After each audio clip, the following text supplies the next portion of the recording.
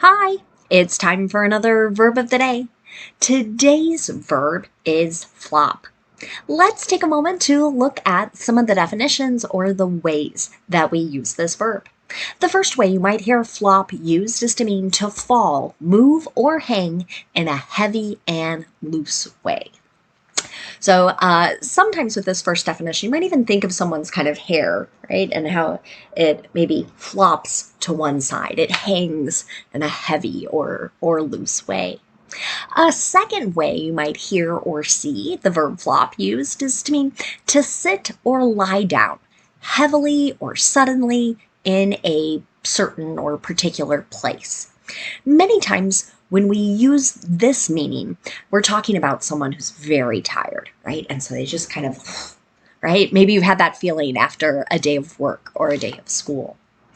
Now, a third way you might hear flop used is pretty informal, and that is to rest or sleep in a specified place. You might hear someone say, I'm flopping at so-and-so's house, right? Might mean they're sleeping there that evening. Not super common to hear, but might encounter it. A fourth way the verb flop gets used is in connection to sports. And it's when an athlete or a player intentionally or on purpose falls or stumbles in order to make it look like an opposing athlete is fouling them. So you'll hear this used a lot in soccer and basketball. Those are two sports where some people will dramatically act or react like they have been fouled in a way in hopes that the other team is penalized. A fifth way you might hear flop used is to mean to be unsuccessful or to fail. Okay? So you might hear this used in connection to the arts a lot, actually.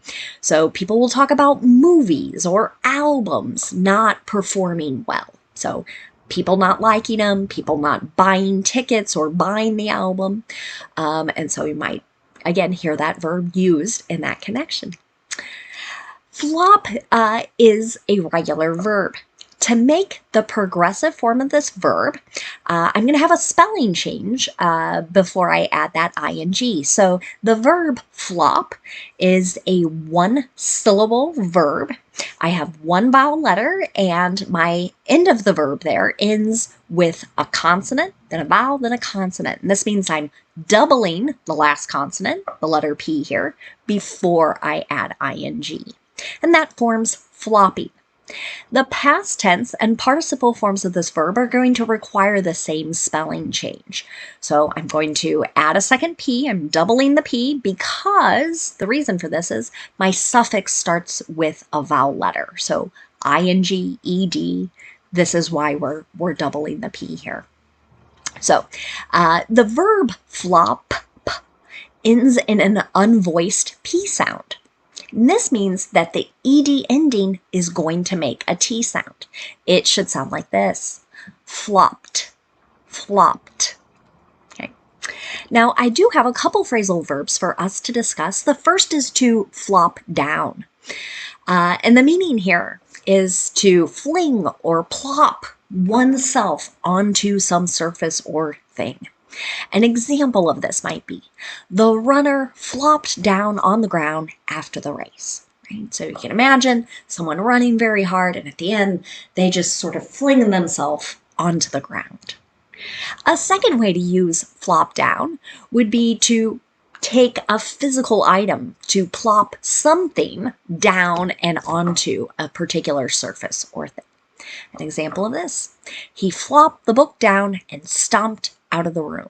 Right? So we can kind of imagine someone setting a book down, maybe on a table, a desk, and then angrily walking out of the room. Another phrasal verb you might hear is to flop over. So this could mean we're turning someone or something over in maybe kind of a rough way. So not like a very gentle movement. Okay? An example of this might be the lifeguard flopped the rescued swimmer over when they got to shore. Right? So you might imagine, right, a lifeguard in the ocean saving someone who's having trouble.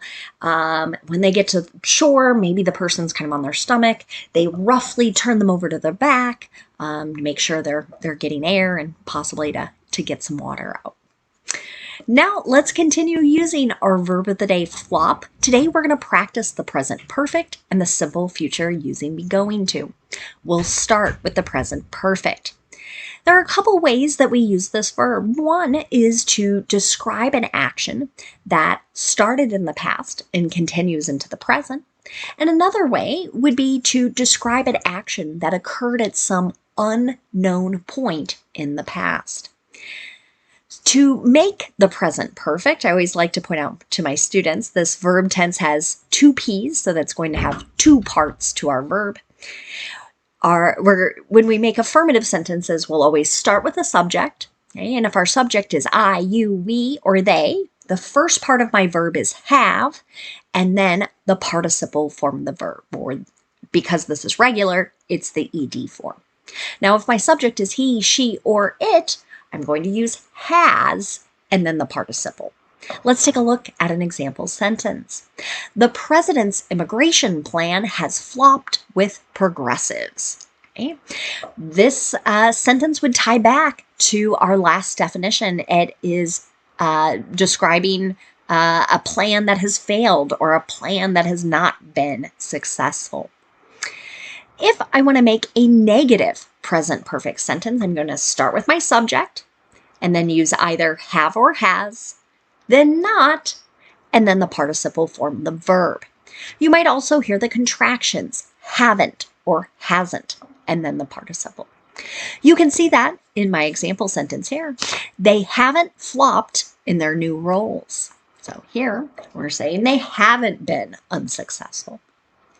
Now, if I want to make a yes or no question in the present perfect, I start with have or has, whichever form matches my subject. That subject comes next.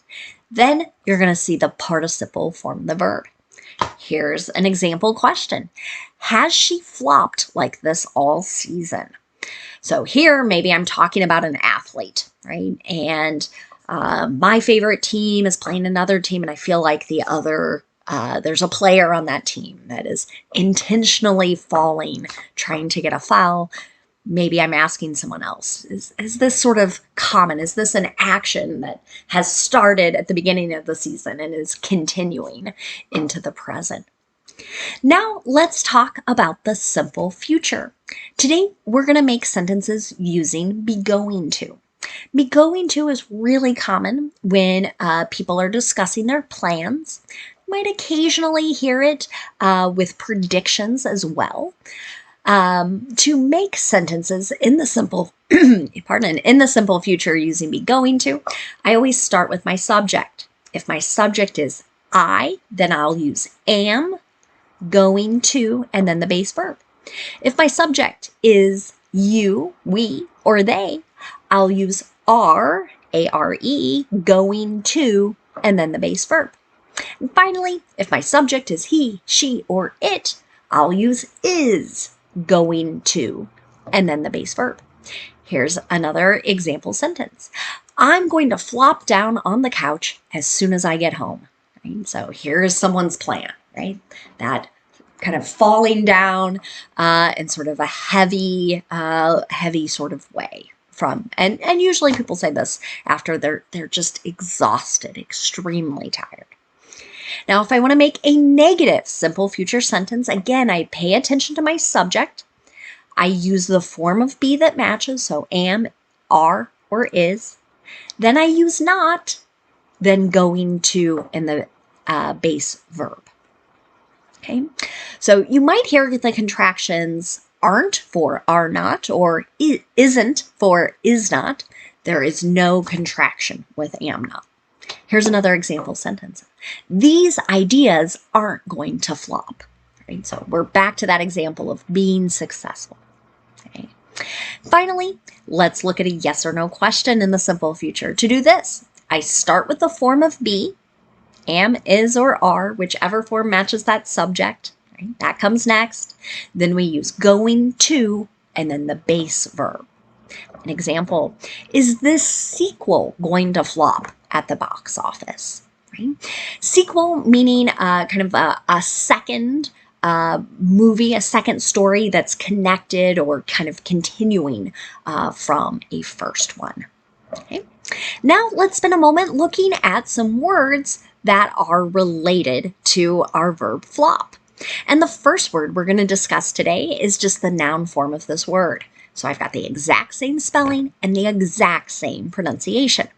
One way to use the noun flop is to talk about a heavy or loose movement or the sound that heavy and loose movement makes.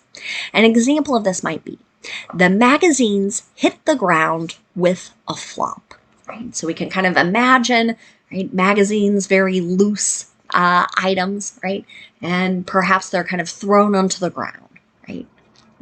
And they make a sound as they make contact. Now, a second way the noun flop gets used is to refer to something that is a total failure. An example of this, that album was a total flop, right? Nobody bought it, nobody enjoyed it, right? It was completely unsuccessful. Now, another word you might encounter is the adjective floppy. This means that something is tending to hang or move in a very limp or loose way. An example of how you might hear this. Look at the dog with the floppy ears, right? So you know, kind of imagine longer ears sort of hanging down in a very loose way. Now, one more word for us to talk about today, and that is the noun belly flop. And I've got a picture here on the screen that might help us sort of understand this, but many times it's when someone is jumping into a pool, but they jump in a way that they're going to be completely flat, right? So they're not diving in, like with their hands and their head going first. They're not jumping feet first. They're going to make contact with the water and their stomach or their belly. So you can see in that picture there, we've got some people that look like they're going to be hitting the water with their belly. So an example of this word in a sentence might be, he did a belly flop off the diving board and splashed everybody. Thanks so much for watching today's video. I hope you have a great day.